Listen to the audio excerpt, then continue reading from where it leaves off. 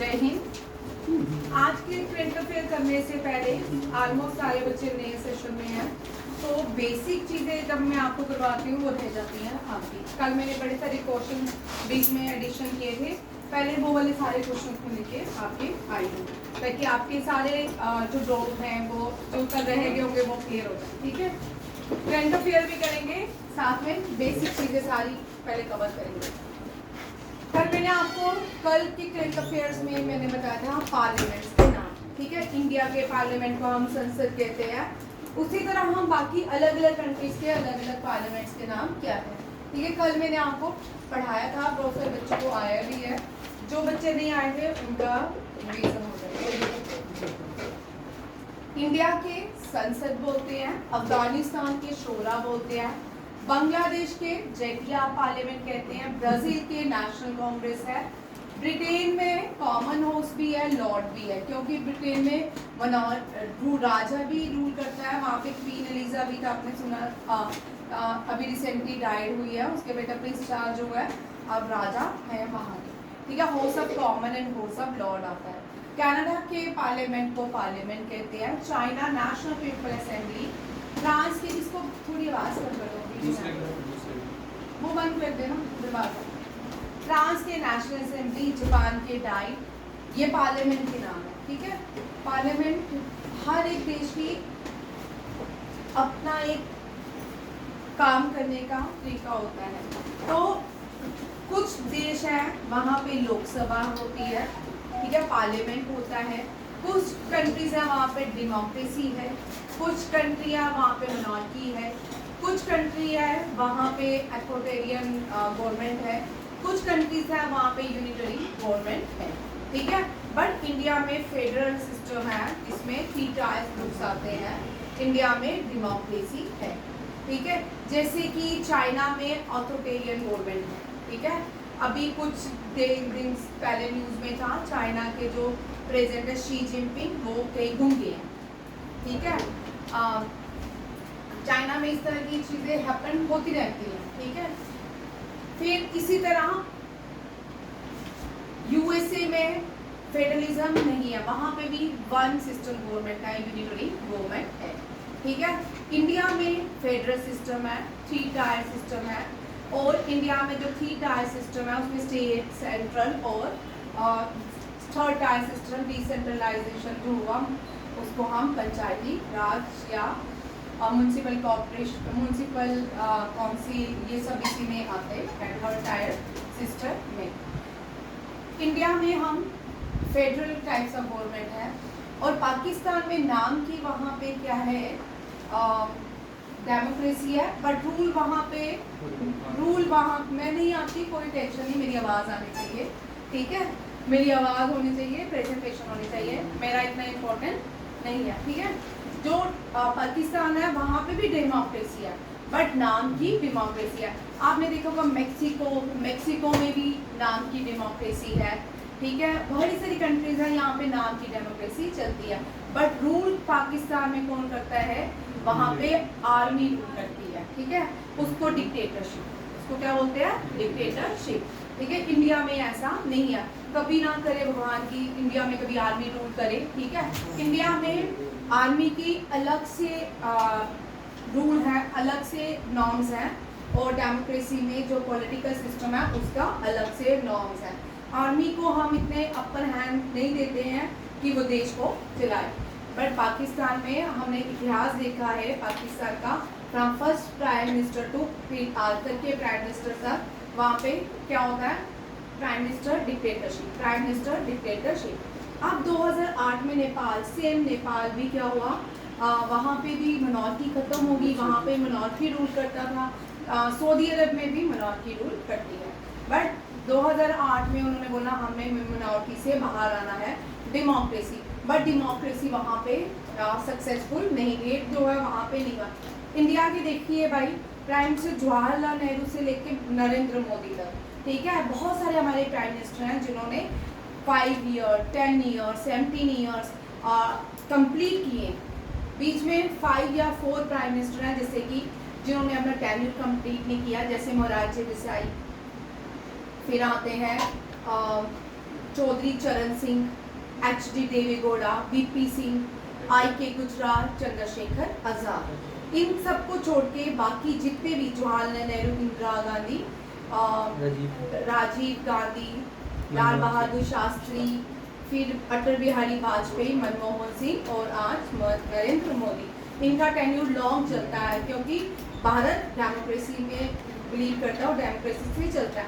But हमने नेपाल में देखा कि ऐसा नहीं हो रहा। नेपाल में भी आज ओली प्राइम मिनिस्टर बनता है, कल कोई दूसरा बनता है, 6 मंथ के बाद शेयरिंग प्राइम मिनिस्टर होते हैं, क्योंकि वहाँ पे मेजोरिटी में कभी सरकार आती है, इंडिविजुअल तो बनती नहीं है, और इसमें नेपाल का बहुत नुकसान होता है। और नेपाल दोबारा से वहाँ पे आंदोलन चल रहे हैं, बैक टू मिनॉरिटी, ठीक है, वो दोबारा से अपनी पुरानी मिनॉरिटी में आना चाहते हैं, ठीक है। इसी तरह हर एक देश का कार्यकाल करने के लिए एक संस्था बनाई जाती है, एक ऑर्गेनाइजेशन बनाई जाती है, उसको हम पार्लियामेंट कहते हैं। भारत का जो पार्लियामेंट है वो लोकसभा, राज्यसभा, द प्रेसिडेंट के साथ एसोसिएटेड है। लोकसभा में लोग प्राइम मिनिस्टर चुन, डेमोक्रेसी में लोकसभा में डेमोक्रेसी में इलेक्शन होते हैं और लोकसभा में प्राइम मिनिस्टर चुन के आते हैं। जो प्राइम मिनिस्टर आते हैं वो कहाँ बैठते हैं? पार्लियामेंट के अंदर, ठीक है, लोकसभा में। और राज्यसभा में जो स्टेट्स में MLA चुने जाते हैं और राज्यसभा में उनको मेंबरशिप दी जाती है। और प्रेसिडेंट दोनों हाउसेस को एड्रेस करता है, क्वेश्चन नहीं कर सकता, डिबेट नहीं कर सकता और अपना वोट नहीं दे सकता। बट प्रेसिडेंट क्या करता है? दोनों हाउसेस के जो ओपनिंग सेरेमनी होती है उसको क्या करता है? एड्रेस करता है, ठीक है। ये काम होते हैं पार्लियामेंट में, समझ आ गया, ठीक है।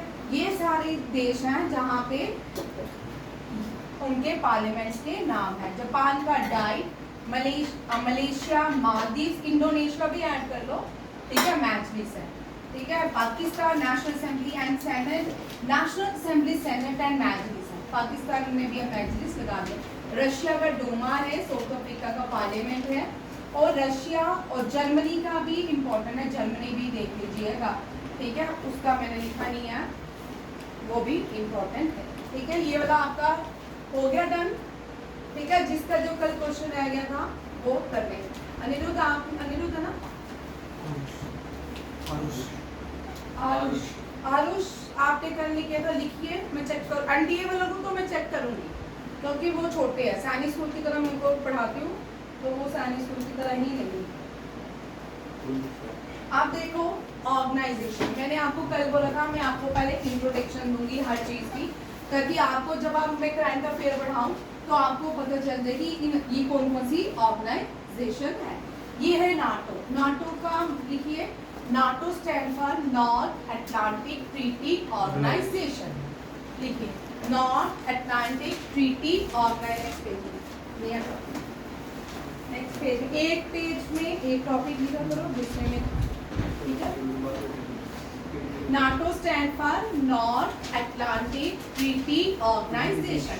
हमने देखा फर्स्ट वर्ल्ड वॉर हुआ, सेकेंड वर्ल्ड वॉर हुआ, ठीक है।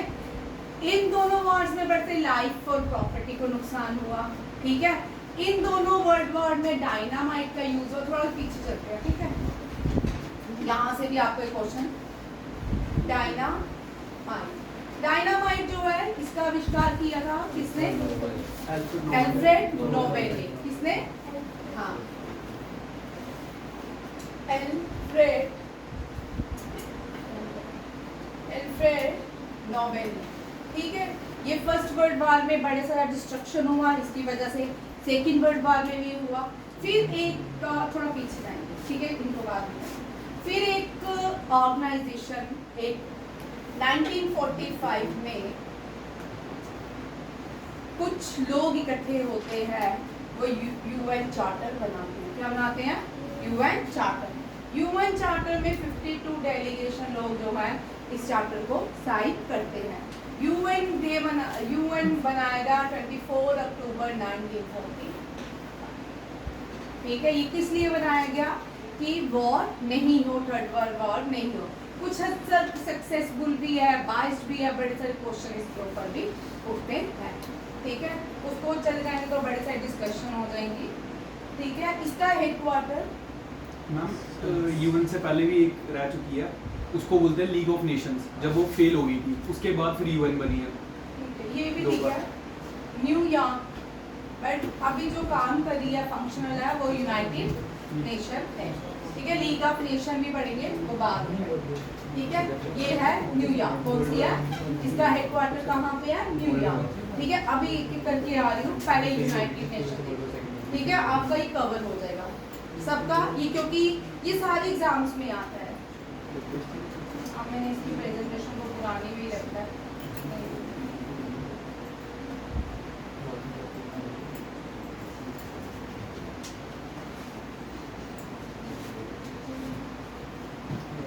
यूनाइटेड नेशन फॉर्मेशन 24 अक्टूबर 1945, हेडक्वार्टर न्यूयॉर्क सिटी।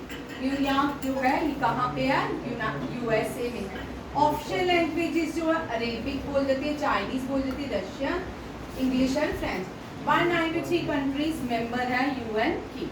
इसकी सेक्रेटरी जनरल अभी तक वही है, जब से मैं पढ़ा रही हूँ तब से सेक्रेटरी जनरल विशाल यही है, ठीक है। विशाल नहीं है भाई, क्योंकि विशाल का ध्यान इधर आज वो नहीं आया, अच्छा उसको बैठे, ठीक है। सेक्रेटरी जनरल एंटोनियो ग्यूटेरेस है, कौन है, Antonio Guterres. Deputy secretary general ये थोड़े चेंज हो गए हो तो ठीक है, इनको नहीं करेंगे, बट एंटोनियो ग्यूटेरेस हमने याद रखना है। रीअपॉइंट हुए हैं, जाते ही है, इंपॉर्टेंट क्वेश्चन यहाँ पे मैं आपके लिए लाई हूँ। आज तक यूनाइटेड नेशन में ऑर्गन का अभी इसमें नहीं आऊंगी, ठीक है। यूनाइटेड नेशन की ये पहली, इसको पार्लियामेंट ऑफ यूनाइटेड नेशन कहा जाता है, इसको बोलते हैं यूनाइटेड नेशन जनरल असेंबली। क्या बोलते हैं, यूनाइटेड नेशन जनरल असेंबली। इसका हेडक्वार्टर भी न्यूयॉर्क में है, 1945 में बनाया गया था। अब 78 चेक कर लीजिए, 78 प्रेसिडेंट अब कौन से है, डेनिस फ्रैंकिस, ठीक है, चेक कर लो ये, ठीक है। प्रेजेंटेशन पुरानी थी बट मैंने ये क्वेश्चन आपको इम्पोर्टेंट है। यूनाइटेड नेशन जनरल असेंबली की पहली फीमेल रिप्रेजेंटेटिव जो बनी वो इंडिया से बनी, ठीक है। कौन, विजय लक्ष्मी पंडिता। अब देखो यहाँ पे भी कोई वुमेन को इतना अपर हैंड नहीं दिया गया। 78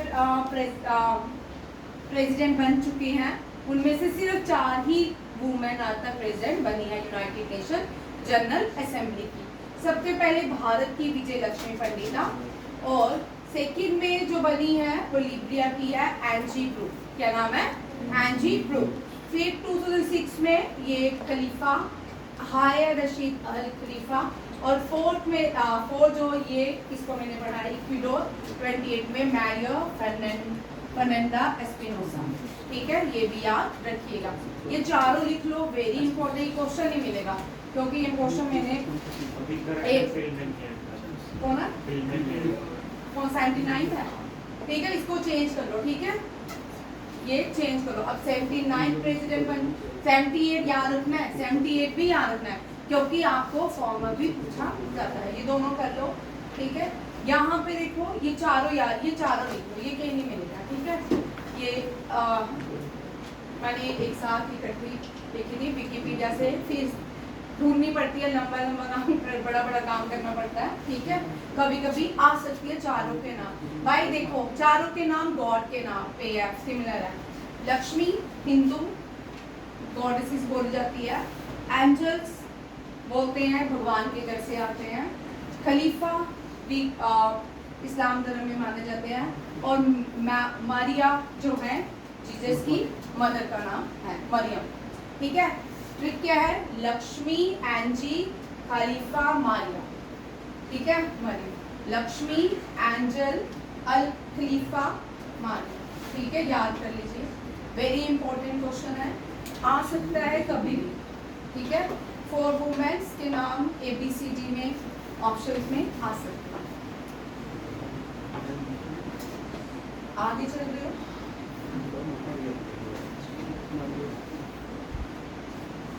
इंटरनेशनल कोर्ट ऑफ जस्टिस, ठीक है। इंटरनेशनल कोर्ट ऑफ जस्टिस, इसमें 15 लिखा है, यहाँ पे देखिए, international court of justice again 1945 establish किया गया। नीदरलैंड द हेग नीदरलैंड में इसका हेडक्वार्टर है। नीदरलैंड को पहले हॉलैंड बोलते थे, और जजेस का टेन्यूर रहता है, काम करने का 9 ईयर रहता है। और 15 जजेस इसमें परमानेंट जजेस होते हैं। भारत के कितने बने हैं आप मुझे कल बताओगे, ठीक है। इसके प्रेजेंटेशन में है पर मिल नहीं रही। और करंट जो है अब्दुल्ला काई यूसुफ हैं, वाइस नहीं करना, ठीक है, ये याद रखने हैं। 15 जजेस, देखो 15 जजेस जो है ये इंटरनेशनल कोर्ट ऑफ जस्टिस में यूएन के, और 15 मेंबर जो है ये united nation security council organization के। कितने? United nation security council organization के 15 इसमें से डिवाइड कर लेते हैं। 5 परमानेंट है और 10 जो है नॉन परमानेंट, ठीक है, ये भी याद रखिएगा। नेक्स्ट आगे चलते, ये लिखा है, ये नीचे नहीं आपने करना कि पूरा, ठीक है, ये लिख लीजिए। यूनाइटेड नेशन सिक्योरिटी काउंसिल का हेडक्वार्टर ये न्यूयॉर्क में है, फॉर्मेशन 1945। 15 मेंबर परमानेंट कंट्रीज जो है China, France, Russia, United kingdom and US, ठीक है, ये सारी इसकी परमानेंट मेंबर है। और Pakistan recently non permanent member बना है, ये भी याद रखिए। इंडिया कितनी बार नॉन परमानेंट मेंबर बना तो डिस्कस बाद में करेंगे, ठीक है। आज पहले बेसिक चीजें सीख लो, फिर छोटी छोटी, फिर जब मैं करवाऊंगी उसमें आता जाएगा। रिसेंटली इंडिया इसका मेंबर बना है, इसका economic social United nation economic and social council का, ठीक है। Recently India become the member of United nation economic and social council. Headquarter New York में है, ठीक है, 1945 में बनाया गया था, अब वापिस जाए, ठीक है।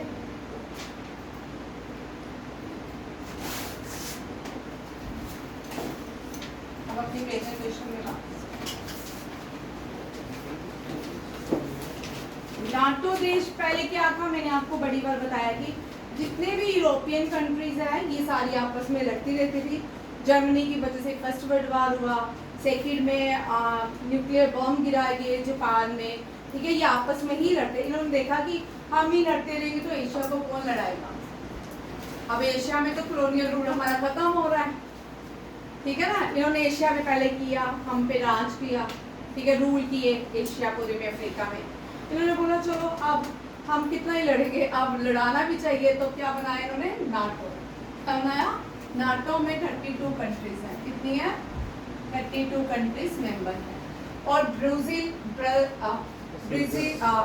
में इसका क्या है, हेडक्वार्टर है ब्राजील जो है किसकी कैपिटल है बेल्जियम की, किसकी, बेल्जियम की।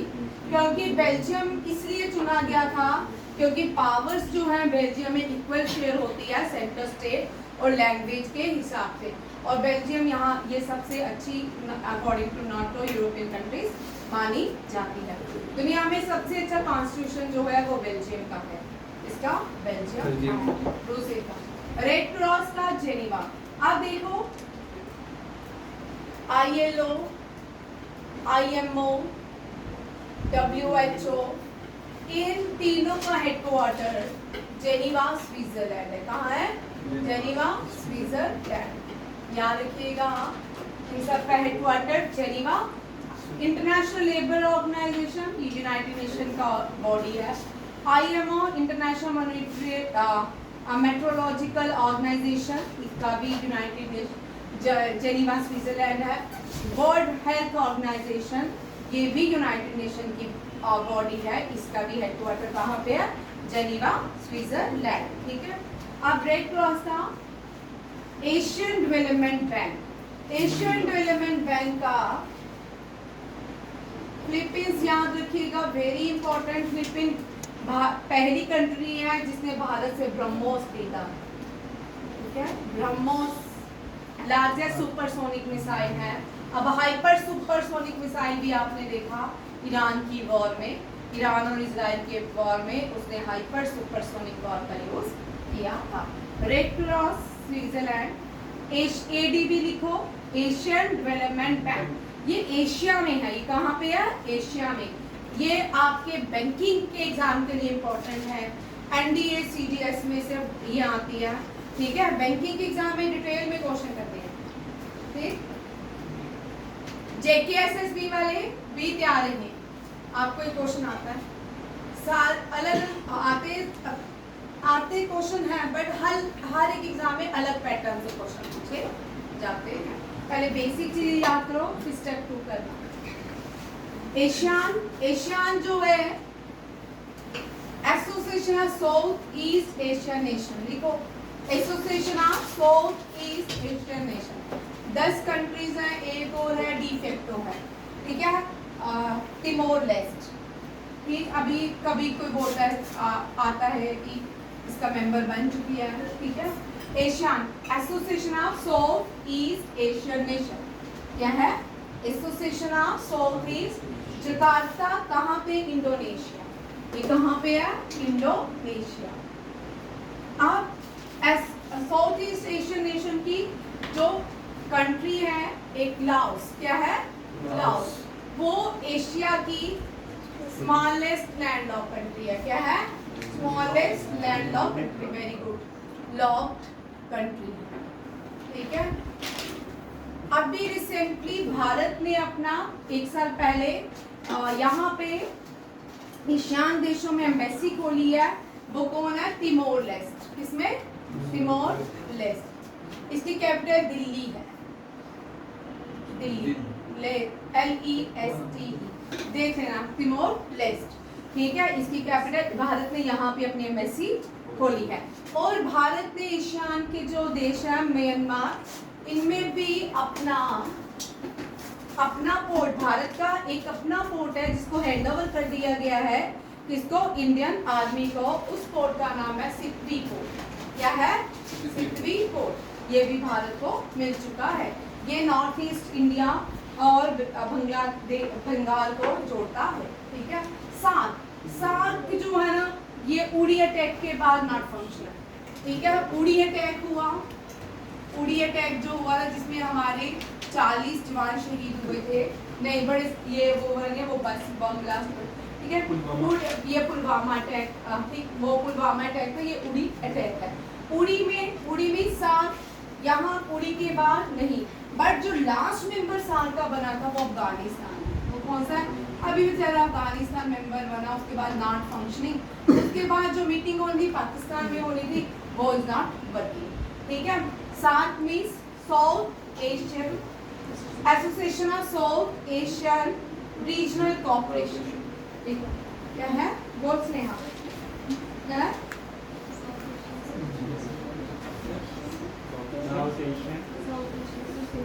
Association of south Asian regional cooperation, association of south Asian regional cooperation, south Asian regional cooperation.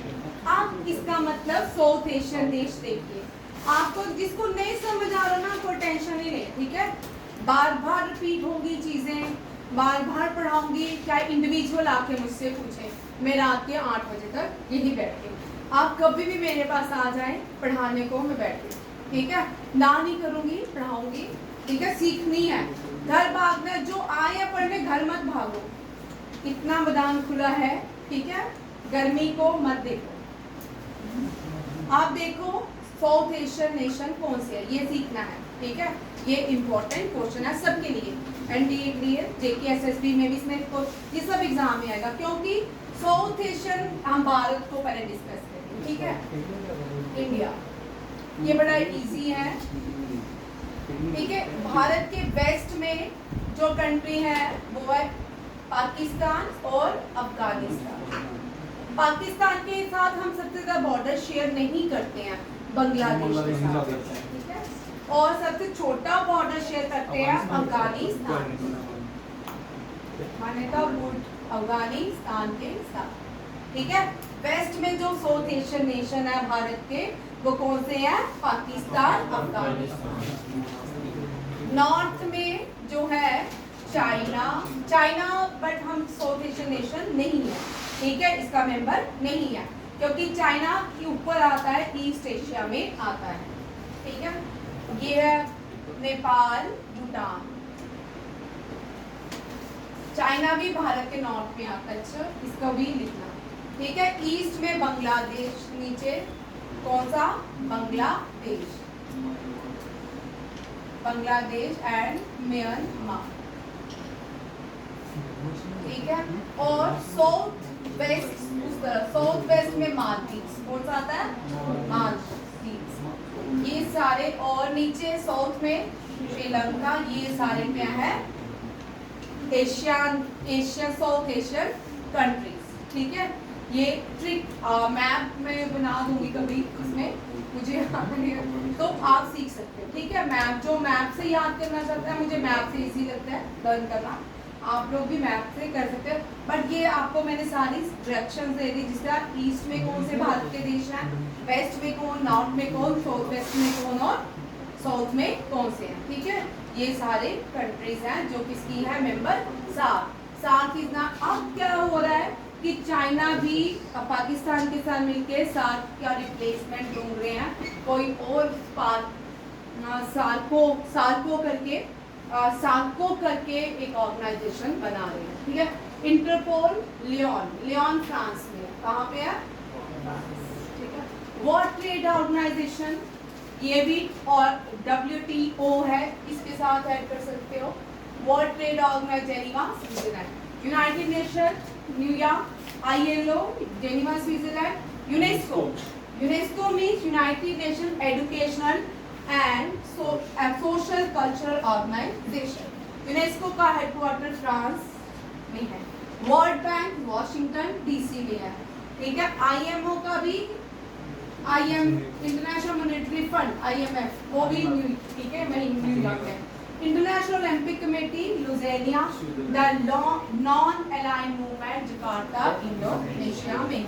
Non Aligned Movement का इनिशिएटिव जो है JL नेहरू ने लिया था, किसके साथ, कि हम जब आजाद हुए थे कि हमारे ऊपर कोई भी रूल नहीं करेगा, ठीक है। हाँ, तब हमने कोल्ड वॉर भी थी, और उसमें हमने जितनी भी एशियन कंट्री थी उनके लिए क्या बनाया था, नाम बनाया था, क्या बनाया था, नॉन अलाइंड मूवमेंट बनाई थी, जिसमें कहा था कोई भी बाहर की, अब जिन्होंने हम पे रूल किया है वो हम पे, हमारी सॉवरेनिटी के ऊपर रूल नहीं करेंगे, हमारे इंटरनल काम के ऊपर जो भी हम डिसीजन लेंगे हम खुद सॉवरेन होंगे, ठीक है, किसी की इंटरफेरेंस नहीं है। बट बीच में बहुत, जब पढ़ोगे तब बड़ी सारी चीज़ें आपको पता चलेगी, बीच में बहुत करप्शन है। कल मैंने आपको ये करवाया था, ये इवेंट्स हैं जो हो चुके हैं और होने वाले हैं, ये टेबल भी आता है, ठीक है। स्पोर्ट्स का कल ज़्यादातर मैंने आपको स्पोर्ट्स के क्वेश्चन करवाए थे, उनमें ये सारे इवेंट्स भी करवाए थे बीच बीच में, वो भी हैं, ठीक है। देखो 2034 कॉमनवेल्थ गेम, कॉमनवेल्थ गेम्स करवाते हैं ब्रिटिशर्स, ठीक है, ब्रिटेन की होती है। ये कॉमनवेल्थ कंट्री जो है, जो कॉमनवेल्थ कंट्रीज की मेंबर है वो इनमें क्या करती है, स्पोर्ट्स को पार्टिसिपेट या। 2030 कॉमनवेल्थ गेम हैमिल्टन USA में है। ओलंपिक्स गेम देख लो, यहाँ 28 में लॉस एंजलस, अभी पेरिस में हुआ 2024 में, 4 साल बाद होती है लॉस एंजलस। 24 के बाद यहाँ लिख लो, 28 के बाद 2030 लिखा होगा, Brisbane Australia. T20 25 Malaysia and Thailand. Under 19 women 2027 Bangladesh और नेपाल। एशियन गेम्स कहाँ पे होगी, हांगझाओ में। अब ये 27 में होगी, कहाँ पे, जापान में, कहाँ पे, जापान में, ये भी लिख लो, वेरी इंपॉर्टेंट। जब भी अब क्या है, ये ऑड नंबर में आती है, ठीक है। इवन नंबर में क्या आता है, ये फीफा वर्ल्ड कप भी ऑड नंबर में आता है।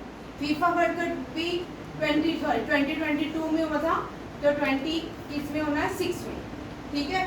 बट ये 23 में हुआ है, तो ये 27 में होगा। कॉमनवेल्थ 26 में खेले जाएंगे विक्टोरिया में। नेक्स्ट ईयर जैसे ओलंपिक्स की धूमधाम रहती है, वैसे कॉमन की भी रहती है, वैसे एशियन गेम्स की भी, जो 4 साल के बाद जितने भी इवेंट्स होते हैं स्पोर्ट्स के, उनकी धूमधाम रहती है, क्वेश्चंस आते हैं। कल मैंने आपको इसका टेबल फीफा का, देखिए फीफा का टेबल देख लीजिए, 2022 कतर अर्जेंटीना नहीं था, 26 जो है कनाडा, मेक्सिको, यूनाइटेड स्टेट में रहेगा। और हांगझाओ में जापान में 26 ओलंपिक्स और 26 जो विंटर ओलंपिक्स होंगी ये हो चुकी हैं। और ये मिलान में एंड कॉर्टिना में होगी इटली में, ठीक है। ये भी यहाँ कुछ प्लेयर्स के नाम है, ठीक है, उनके टाइटल्स हैं। फ्लाइंग सिख हम बोलते हैं मिल्खा सिंह को। मिल्खा सिंह पहले भारतीय हैं जिन्होंने एशियन गेम में गोल्ड लाया था। ये पाकिस्तान के ब्रिटिश इंडिया में पाकिस्तान में बॉर्न हुए थे, ठीक है। ये भी भाग के आए थे, बाग मिल्खा बाग, ठीक है। ये भी भारत के प्राइड्स हैं, ठीक है। हमें इन पे बहुत फख्र होना चाहिए। मेजर ध्यानचंद और मिल्खा सिंह। मेजर ध्यानचंद मैंने कल आपको इनके बारे में पूरा बताया। विजार्ड्स ऑफ हॉकी इनको कहते हैं, या जादूगर ऑफ हॉकी बोलते हैं, मैजिशियन ऑफ हॉकी भी इनको कहते हैं। Queen of Olympics PT Usha, इसको पेओली एक्सप्रेस भी कहते हैं। गोल्डन परी भी बोलते हैं, पेओली एक्सप्रेस भी कहते हैं। ये पहली भारतीय फीमेल है जो इंटरनेशनल ओलंपिक कमेटी में अपॉइंट हुई है, ये भी याद रखिएगा। ये रिसेंटली करंट अफेयर का क्वेश्चन है। फादर ऑफ ओलंपिक जो होते हैं पियर द कबूतर, इसको हमने याद किया है। जिसने ओलंपिक स्टार्ट किए थे उनका नाम है पियर द कुबर्टी। कबूतर तीन या पियर द कबूतर तीन स्टार्ट, हम इनको याद ऐसे करते हैं, ठीक है। ये बीच में ऐसे ही आ गए हम, ठीक है। हरिकेन हरियाणा, हरिकेन बोलते हैं कपिल देव को। इनकी बायोग्राफी का नाम है स्ट्रेट फ्रॉम द हार्ट। क्या है? Straight from the heart. Payyoli express PT Usha, golden परी बीपीटी, magnificent Mary Mary Kom, little master Sachin Tendulkar, master blaster Sunil Gavaskar, master blaster विहांग एक्सप्रेस हेमा दास, अब ये पुलिस में है डीएसपी रैंक, ठीक है। नेक्स्ट क्वेश्चन देखिए, करंट अफेयर। कौन सी कंट्री है रिसेंटली 2026 में कौन सी कंट्री है जो एशियन वुमेन कप को होस्ट करेगी? ये ऑस्ट्रेलिया है। कौन सी है? Australia. Women Indian women team ने क्वालिफाई कर लिया है। किसके लिए? पहले मैचेस होते हैं, जो टीम क्वालिफाई करेगी उसी को ही मौके दिए जाते हैं खेलने के, वर्ल्ड कप वगैरह। एशियन फुटबॉल फेडरेशन का हेडक्वार्टर, ये एशियन फुटबॉल फेडरेशन का हेडक्वार्टर है, इंटरनेशनल फीफा का हेडक्वार्टर नहीं है। फीफा का हेडक्वार्टर यूरिक में है। कहाँ पे है? यूरिक में, स्विट्जरलैंड में। इंटरनेशनल ये क्या है? Asian Football Federation Manila Philippines. 47 countries खेलेंगी। कोलालमपुर एस्टैब्लिशमेंट हुई है इसकी मनीला फिलीपींस में, और इसका हेडक्वार्टर कोलालमपुर। और एक और इंटरनेशनल गेम का हेडक्वार्टर है इंटरनेशनल बैडमिंटन का, बैडमिंटन फेडरेशन का हेडक्वार्टर भी कहाँ पे है? Kuala Lumpur, Malaysia. मलेशिया की कैपिटल है कोलालमपुर। प्रेसिडेंट अभी रिसेंटली बहरीन के शेख सलाम बिन अब्राहिम अल खलीफा जो है, ठीक है, president of Asian Football federation. Next question. अब हम सबको पता है शुभांशु शुक्ला जो है, यहाँ पे बड़े सारे लोगों के क्वेश्चंस होंगे, मैंने भी सोचा था तो ये क्वेश्चन आ ही गया। प्राइम मिनिस्टर से भी उन्होंने बात की, इंडियन स्टूडेंट्स हैं उनसे भी बात की, अपने पेरेंट्स से भी बात करते हैं। तो एक ये इंस्ट्रूमेंट यूज करते हैं, वो रेडियो सर्विसेज प्रोवाइड करता है, और उस इंस्ट्रूमेंट का नाम है मैक्यूड radio, ham radio. Ham radio was discovered by, who discovered radio?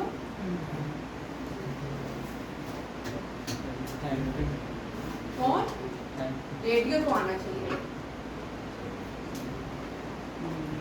Edison, Galileo Galilei, बताओ। Gramophone, bell. देखो फोन है तो फोन में क्या बजती है? बेल। तो ग्राम बेल ने फोन को इन्वेंट किया। आ गया। जो पहले पेन होते थे उनके अंदर हम क्या डालते थे? इंक, लिक्विड होती थी, वाटर होता था, ठीक है। फाउंटेन पेन को किसने इन्वेंट किया? वाटरमैन ने। याद हो गया? फ्रिज के अंदर कूलिंग होती है, क्या होती है? कूलिंग। तो फ्रिज की रेफ्रिजरेटर को किसने इन्वेंट किया? कूलिंग ने। ठीक है, 3 हो गया। घोड़े के बच्चे को कॉल्ट बोलते हैं, क्या बोलते हैं? तो रिवॉल्वर को किसने इन्वेंट किया? कॉल्ट ने, सैम्यूअल कॉल्ट ने। ठीक है, अब ये तो गैलीलियो गैलीली है, कौन है? गैलीलियो गैलीली, याद रखिएगा। और एडिसन ने ग्रामाफोन और इलेक्ट्रिक बल्ब जो है एडिसन ने आविष्कार किया था। ठीक है, और एडिसन की स्टोरीज हम सबको सुनाई जाती हैं। ठीक है, और यहाँ पे याद रखिए गैलीलियो गैलीली ने रेडियो को चेक करना, क्रॉस चेक करना, यही होना चाहिए। स्टीम इंजन का आविष्कार भी बड़ा इंपॉर्टेंट रहा। ठीक है, स्टीम इंजन से ही दुनिया में सारी इंडस्ट्रीज एक्टिवेट हुई चली। ठीक है, और स्टीम इंजन का जेम्स वाट, स्टीम इंजन का आविष्कार किसने किया है? जेम्स वाट, याद रखिएगा। और मैडम क्यूरी ने रेडियो एक्टिविटी की वजह से मैडम क्यूरी जो है वो जल्दी ही मर गई थी और 21 ईयर में she lost her life. Madam Curie पहली फीमेल है जिसने 2 नोबेल प्राइज जीते हैं। ठीक है, फिजिक्स और केमिस्ट्री में। ठीक है, ये पहली फर्स्ट है जिसने फिजिक्स में भी नोबेल प्राइज जीता और केमिस्ट्री में भी जीता। For Curie, madam Curie invention कौन सी दी थी? Radioactivity. और जो यहाँ पे जो रेडियो एक्टिविटी यूज की थी इसने, उसी वही इसका मौत का कारण बन गई थी। भारत में भी थे सीवी रमन। सीवी रमन को भी नोबेल प्राइज मिला फिजिक्स में। और सीवी रमन जो है उन्होंने एक साल पहले ही सूट सिलवा लिया था। भाई आपको पहले ही एक साल पता होना चाहिए मेरी अचीवमेंट होने वाले। कितने कॉन्फिडेंस थे कि सीवी रमन ने एक साल पहले ही अपना सूट सिलवा लिया, नेक्स्ट ईयर मुझे क्या मिलेगा? Nobel prize. ठीक है, Nobel prize CV Raman physics में लेने वाले पहले भारतीय थे। अरबिंदो घोष नहीं, मेडिसिन में हरगोबिंद सिंह खुराना, और मेडिसिन में हरगोबिंद सिंह खुराना। इकोनॉमिक्स में भारतीय कौन है? 2 एक भारतीय जिनको इकोनॉमिक्स में मिला है, एक इंडियन और दोनों ही अब इंडियन ओरिजिन, क्योंकि दोनों ने सिटीजनशिप लिया भारत के पास। एक है अमर्त्य सेन, दूसरा है अभिजीत बनर्जी। अभिजीत बनर्जी को रिसेंटली मिला 2021 में। और पहले जिनको सबसे पहले दिया गया है वो है आर.एन. टैगोर। वो कौन है? आर.एन. टैगोर। फीमेल, भारत में इतनी सारी फीमेल थी, एक मदर टेरेसा मिल गई तो वही नोबेल प्राइज। इतनी सारी भारत में फीमेल काम करती थी, रमाबाई रांडे करती थी, सावित्रीबाई फुले थी, बहुत सारी ऐसी भारत में फीमेल थी जिनको क्या मिलना चाहिए था? Nobel prize. बट एक जो मेसोपोटामिया से भारत में आई, इंडिया सिटीजनशिप एक्वायर्ड की, उसको पीस के लिए नोबेल प्राइज दिया गया। और सेकंड 2 लोगों को पीस के लिए नोबेल प्राइज अब तक मिला भारत के। दूसरे है कैलाश सत्यार्थी। कौन है? कैलाश सत्यार्थी, याद रखिएगा ये भी। यहाँ पे in India anyone above, but ये जो हैम रेडियो है इसका यूज हर किसी को नहीं मिल सकता। ठीक है, इसका लाइसेंस लेना पड़ता है। जो भी 12 ईयर से ऊपर होता है उसको ministry of electronic information technology से लाइसेंस एक्वायर करना पड़ता है और तब जाके वो इस apparatus का यूज कर सकता है। मार्कोनी ने किया था भाई, मार्कोनी, मैंने बोला चेक कर लो क्लास, क्योंकि मुझे याद नहीं। ठीक है, रेडियो पे किसने? मार्कोनी ने। गैलीलियो गैलीली ने नहीं, टेलीस्कोप का गैलीलियो गैलीली ने किया था। मार्कोनी जो है रेडियो है, नहीं है? टेलीस्कोप का नहीं किया गैलीलियो ने। गैलीलियो ने थ्योरीज दी है। थ्योरीज भी दी है भाई, टेलीस्कोप का इन्वेंशन मैंने भी अभी किया। देखा। तुमने आना विकिपीडिया आता है। ठीक है, the 7th annual international conference of the innovative physician forum, ये कहाँ पे हो रही है? न्यू दिल्ली में। ठीक है, इस जो इनोवेटिव फिजिशियन फोरम है इसको लीड करेंगे लोकसभा स्पीकर ओम बिरला। थीम है इसका future of the internal medicine, future of the internal medicine. इसका थीम याद रखिए, थीम आपको पेपर में आ सकता है, ये नहीं इसमें से लोकसभा स्पीकर ने इसको लिख के ये आ सकता है और थीम इसका पूछा जा सकता है। नेक्स्ट क्वेश्चन है, ये भारत की पहली ट्रांसजेंडर फीमेल बनी है, किसके लिए? फर्स्ट क्लिनिक, सॉरी ये पहली भारत की ट्रांसजेंडर क्लिनिक ओपन हुई है हैदराबाद में। अब हमने 2014 के बाद बहुत सारे ट्रांसजेंडर को उठते देखा, बहुत सारे भारत में ट्रांसजेंडर जो है, और ट्रांसजेंडर बड़े सारे स्टेट्स में बाथरूम्स भी बनाए गए हैं ट्रांसजेंडर्स के लिए, बड़ी से स्टेट्स जो है ट्रांसजेंडर के लिए काम करती है। ट्रांसजेंडर भी हमारी तरह ही होते हैं, तो ये ऐसा थोड़ी कि हमने बनाया, भगवान ने बनाया है, ठीक है ना। इनको भी समाज में उतना ही हक है रहने का जितना हम लोगों को है, इनको भी एजुकेशन प्रोवाइड करनी चाहिए।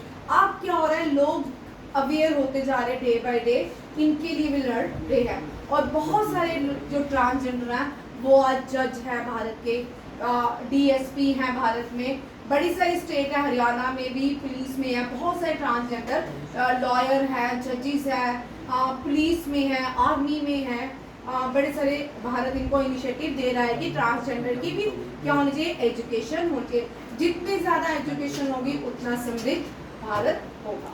एजुकेशन बड़ी मस्ट होती है। ये ट्रांसजेंडर क्लिनिक खोली गई है हैदराबाद में, ये देश की पहली क्लिनिक है, ये फर्स्ट इन इंडिया आता है, ठीक है, ये देश की पहली क्लिनिक है। 2021 में लॉन्च की गई थी, फिर उसके बाद एक्टिविटी बंद कर दी गई, फिर से रीओपन किया गया है। India's first transgender led clinic, it ensure health care that is respectful, accessible, community driven. जो ये ट्रांसजेंडर शादियों वादियों में मांगने आते हैं, हम लोग डर जाते हैं कि बोलते कि बददुआएं ले, नहीं। आजकल ये क्या करते हैं, रिसेंटली एक शादी में जम्मू में इन्होंने 10 लाख मांगा, हाँ रिसेंट न्यूज़ है, व्यक्ति ही मर गया। 10 लाख किसी को कोई दे सकता है? अगर मैं 500 ही दे सकती तो 1000 रुपया नहीं दे सकती, तो 1000 रुपया कहाँ से लाऊं? 1000 रुपया लाने के लिए आपका पैसे तो होने चाहिए ना देने को। आप किसी की, हम भगवान से बड़ी, भगवान ही डिसाइड करते हैं कि हमने अच्छे कर्म किए या बुरे कर्म किया। उनके कहने से हम, चलो उनकी बददुआई नहीं देनी है, बट उनके कहने से हमें बुरा नहीं लग जाएगा ये भी। बट इन्होंने आजकल ये कुछ ट्रांसजेंडर ने पेशा भी बना लिया है कि जिसके घर कोई बेटा हो जाए तो आ जाते हैं, शादी हो, कुछ भी हो, के भी हो, तो काम करते हैं। नेक्स्ट क्वेश्चन देखिए, महाराष्ट्र गवर्नमेंट ने एक स्कीम लॉन्च की है, ये heading desk to help farmer get a fair price for agriculture produce. ये स्कीम जो है नागपुर में नहीं, पूना में लॉन्च की गई है। ये एक्चुअली कवर करेगी कॉटन, टर्मरिक एंड मेज। जो महाराष्ट्र है इसको दक्कन ट्रैप भी बोलते हैं, इसको क्या बोलते हैं, दक्कन ट्रैप भी कहते हैं, क्योंकि कभी हम भारत जो था सदर्न हेमिस्फीयर में लाई करता था, हम ऊपर जाते गए, वहाँ पे वॉल्केनो इरेप्शंस होती रही, और वॉल्केनो इरेप्शन होने से जो महाराष्ट्र की प्लेट्स है यहाँ कभी भी अर्थक्वेक नहीं आता है, सिर्फ एक ही जगह में आता है, लातूर में। कहाँ पे? लातूर में। लातूर रेलवे स्टेशन जो है वो फुली फंक्शन बाय फीमेल, वहाँ पे फीमेल पूरा ऑपरेट करती है। तो अब पुराना क्वेश्चन हो गया है।